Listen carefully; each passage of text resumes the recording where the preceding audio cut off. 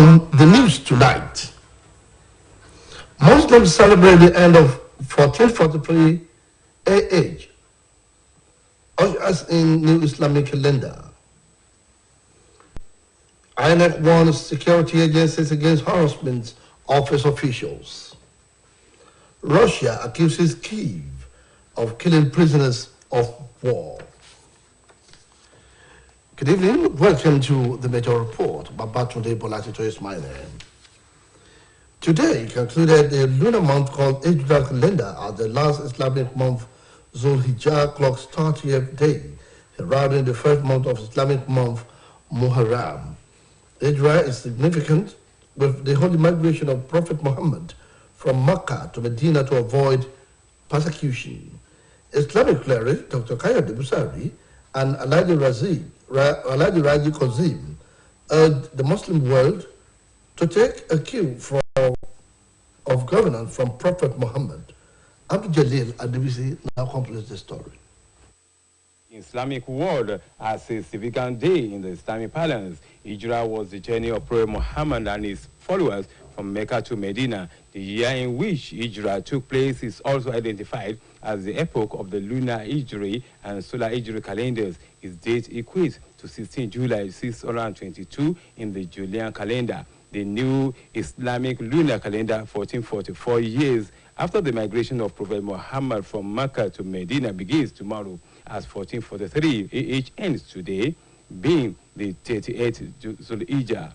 This event is usually celebrated all over the Muslim world the same way it was celebrated by the second caliph in Islamic history, Umar ibn Khattab. It was the latter who began to date the undated. In Muslim reality, it was Ibn al-Khattab who first started the usage of the date of immigration of the Muslims from Mecca to Medina, while presiding over the affairs of Islamic State. The successful arrival of the Prophet from Mecca to Medina after 13 years of persecution in the hands of the Meccan unbelievers, known as Hijra, was since then being commemorated on a yearly basis by the Muslim world. Speaking to OSBC News on the D-Day of Hijra celebration, Islamic scholars comprises of Dr. Kayode Kasali and Alhaji Raji Kasim submitted that the world should take a cue from Prophet Muhammad, who ran away from his fatherland, Mecca, in order to avoid bloodshed between the Meccan pagan and his followers.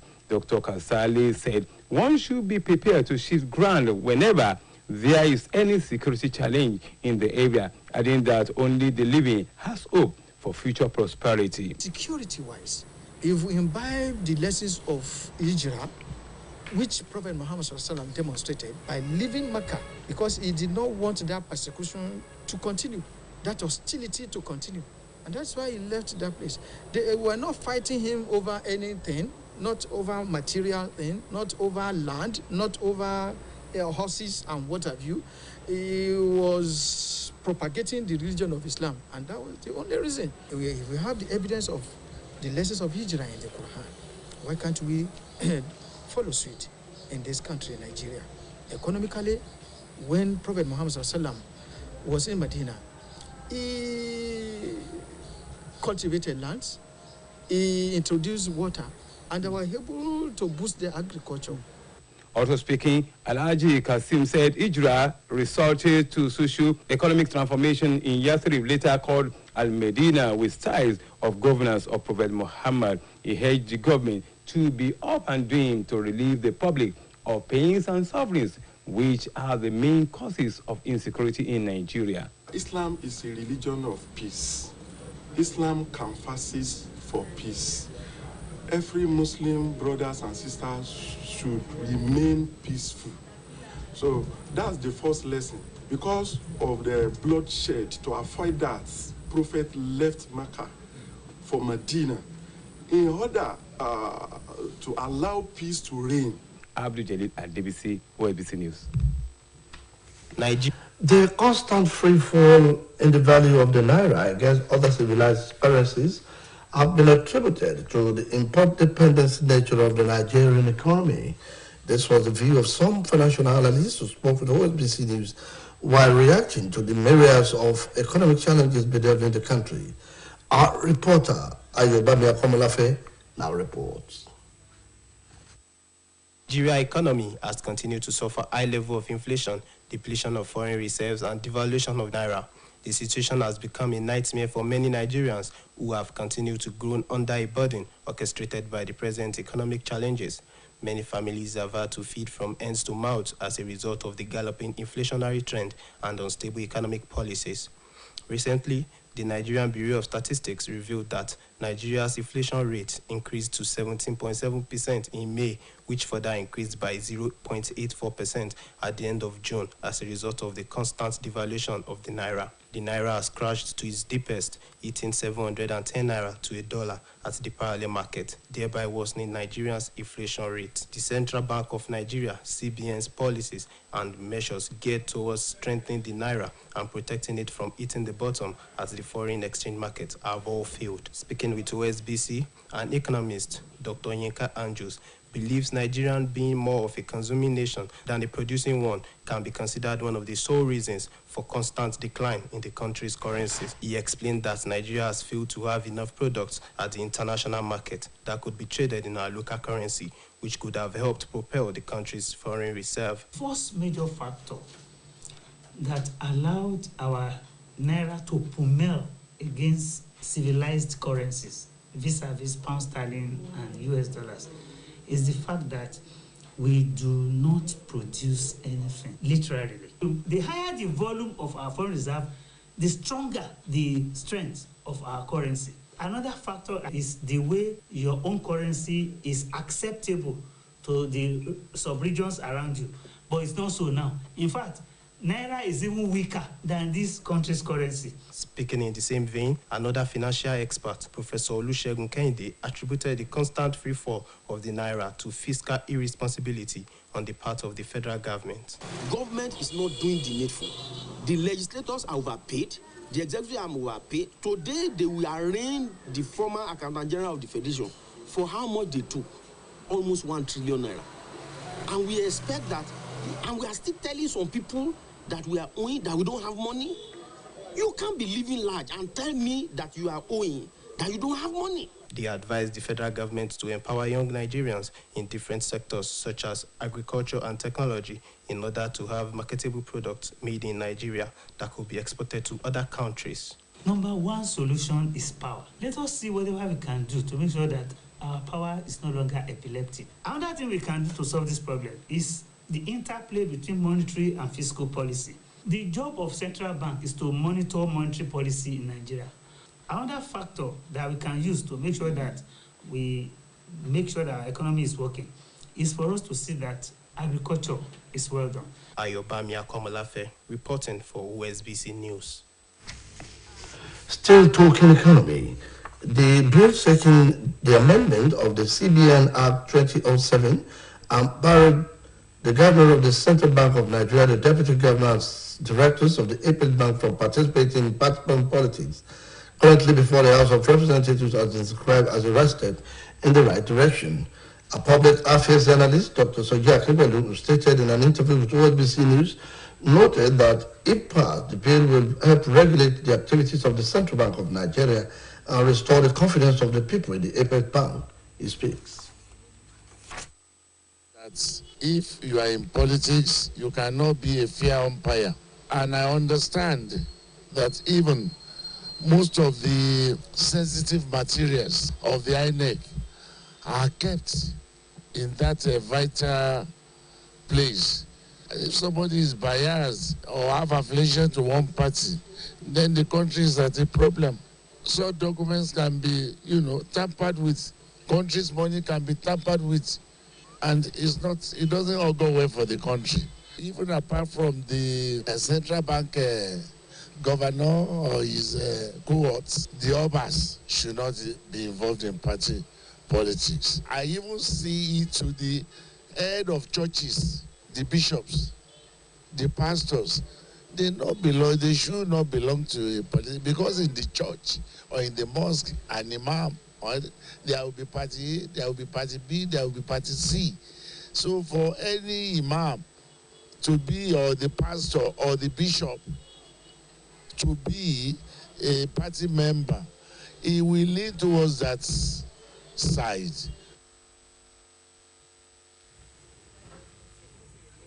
Dr. Soji Akinpelu speaking there. Now to security matters. Nigerians have bemoaned the incessant attack on our community and the inability of the federal government to adequately secure the lives and property of the citizenry. They also spoke in separate interviews with OSBC News on Southwest leaders, want Southwest leaders to be strategically rise to the challenge of shielding the region and our people from terrorist attack. OSBC reporter Oluchi Amuda has detail. About another attack at a construction site in Owo, in Ondo State, has unsettled a lot of Nigerians, most especially residents of the Southwest. The fresh attack is coming nearly 2 months after several worshippers were gunned down at St. Francis Catholic Church in Owo, Ondo State. The police public relations officer in Ondo State, Mrs. Fumi Odunlami, confirmed the attack and said the police was unsure if the attackers were terrorists or bandits. This fresh attack is coming when some senators, mainly from the minority extraction, staged a walkout after demanding the impeachment of President Muhammadu Buhari over the worsening insecurity in the country. While reacting to the development, a legal practitioner, Mr. Tumbosun Oladipupo, expressed strong fears over the future of the country when people are no longer safe anymore. Going by all indices, Nigeria is going down daily, especially as a country. Insecurity has taken over even the capital city. We have not had it so bad like this. Nigeria is bleeding. The federal government and even the commander-in-chief has said it so interestingly that he has done more than enough. And going by the daily realities, we cannot say that our president has done even enough. He has not done anything. The president should honorably resign as a commander-in-chief and president of the Federal Republic of Nigeria because of this insecurity. Another legal practitioner, Mr. Tolulope Ayodele, said the impeachment of President Muhammadu Buhari is coming rather too late, adding that the security situations have deteriorated beyond imagination. He called on the leaders of the Southwest to redouble their efforts by tightening all loose ends towards ensuring that the region is protected from terrorists. Well, I don't see need for impeachment of a president who has never acted as a president. The security system of the state of the country is alarming, but it's not surprising. The right people are not there. When you match Nigeria military with a bandit, can they stand side by side? Have you ever asked how kidnappers call their victims or the victim's family when they're asking Nigerians to link NIN? So can't they trace them? General Sani Abacha, as much as I don't like him, he said something, he said, if insecurity lasts for 24 hours, government know about it. The respondents also tasked the people to be vigilant, adding that the situation has gotten to the state of all man for himself and God for all. Oluchi Amuda, OSBC News. Talking security, gunmen suspected to be kidnappers have invaded Aba, a community near the Lakloki Akintola University of Technology of Gomosho, and abducted 2 persons. According to reports, the government stopped the community, which is located in Surulere local government area of Oyo State, and whisked away their victims, a hotelier and his worker. Some Lautech workers as well as students are said to be living in the community, which is located off Ugbo-Soilo Expressway. However, the community head, Chief John Adepoju, immediately sent messages to residents to remain vigilant and stay indoors after the incident. The federal government has admitted that Nigerians are tired of the current security challenges facing the nation. The National Security Advisor, Major General Babagana Bungono, who stated this, was speaking with newsmen after meeting chaired by President Muhammadu Buhari at the presidential villa Abuja. However, said government was currently working on new strategies to curtail the worsening insecurity in the country. According to him, the Security Council has agreed on new strategies to curtail the menace, assuring that there will be a renewed momentum against terrorism.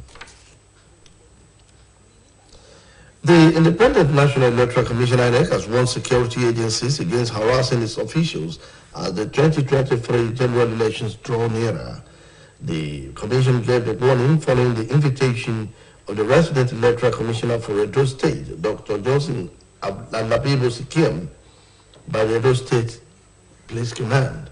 Dr. Sikiem was reportedly invited by police in connection with matters arising from the recent primaries conducted by a political party in the state. Reacting, INEC National Commissioner and Chairman Information and Voter Education Committee, Festus Okoye, in his statement, confirmed that Edo Red was invited but was neither detained nor is he personally under investigation, as reports suggested. The Nigeria Center for Disease Control has confirmed 13 cases of monkeypox in 26 states. The NCDC discloses in its latest monkeypox situation report released on its official social media handle. The agency said from January to July, 3 deaths were recorded in 3 states: Delta, Lagos, and Ondo. According to the NCDC, 19 new cases, suspected cases, were reported in 12 states: Ondo 4, Bayelsa 3, Taraba 2, Lagos 2, Rivers 1, Kogi 1, Kano 1, Imo 1, Delta 1, Anambra 1, Akwa Ibom 1, and Abia 1. NCDC further stated that out of 19 suspected cases, there were 15 new confirmed cases from 10 states: Ondo 3, Taraba 2, Lagos 2, Bayelsa 2, Rivers 1, Kogi 1, Imo 1, Delta 1, Anambra 1, and Abia 1. Now welcome to our sports segment.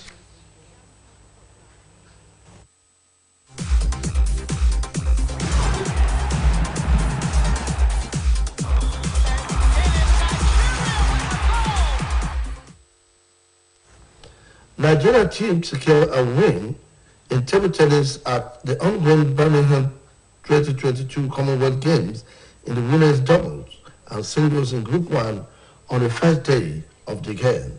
Omotayo Adebagun now brings these and others from the world of sport. Nigeria got their campaign at the Birmingham 2022 Commonwealth Games to a perfect start as the trio of Ofiong Edem, Esther Oribamishe, and Fatima Bello secured wins in women's table tennis on day 1. In the women's team, Group 1, the Nigerian overcame St. Vincent and the Grenadines in both the doubles and the 2 singles. In the doubles, Edem and Bello beat St. Vincent and the Grenadines duo of Unica Velox and Leah Kembata Batch 3-0.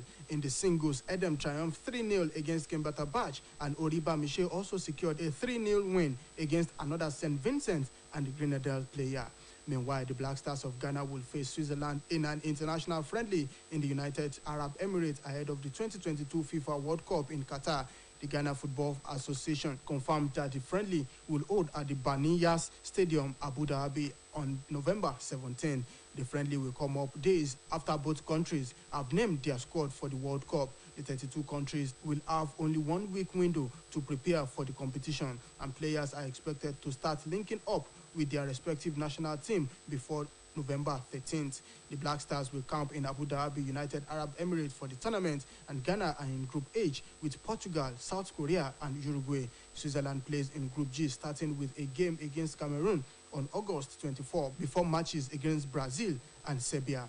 In the meantime, Barcelona have agreed to sign France centre-back Jules Koundé from Sevilla for a reported transfer fee of £41.85 million. Jules Koundé, who has won 11 France Cup since his debut in 2021, had recently been linked with a move to Chelsea. The defender has made 133 appearances for Sevilla and won the Europa League in his first season there after joining from Bordeaux in 2019. He also started the France 2-1 win victory against Spain in last year's Nations League final. Koundé's imminent arrival at the Nou Camp follows Barcelona's signing of Poland striker Robert Lewandowski, Brazil winger Rafinha from Leeds United. Omotayo Adebodun, OSBC News.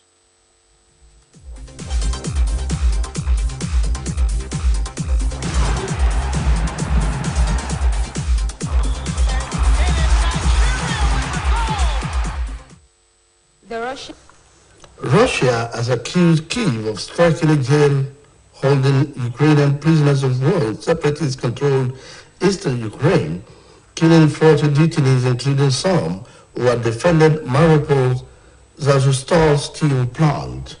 Onyinye Uwachi has the details of this and more on Foreign News. Russian Defense Minister said a HIMARS missile strike hit a pretrial detention center in Olenivka in the separatist-held region of Donetsk overnight. According to reports from the ministry, 40 Ukrainian prisoners of war has been killed and 75 wounded, adding that the center held fighters from the Azov battalion.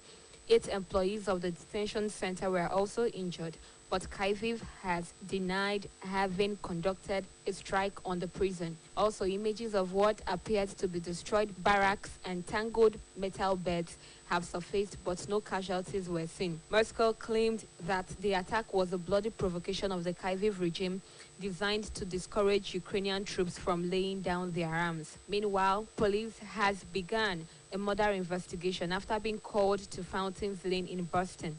According to reports, the officer in charge of the investigation, Chief Superintendent Kate Anderson from Lincolnshire Police, said the force believed it was an isolated incident. She went further to say that detectives were following extensive lines of inquiry with a large number of resources, officers patrolling the area, and also a high number of specialist detectives have been brought in to assist the investigation.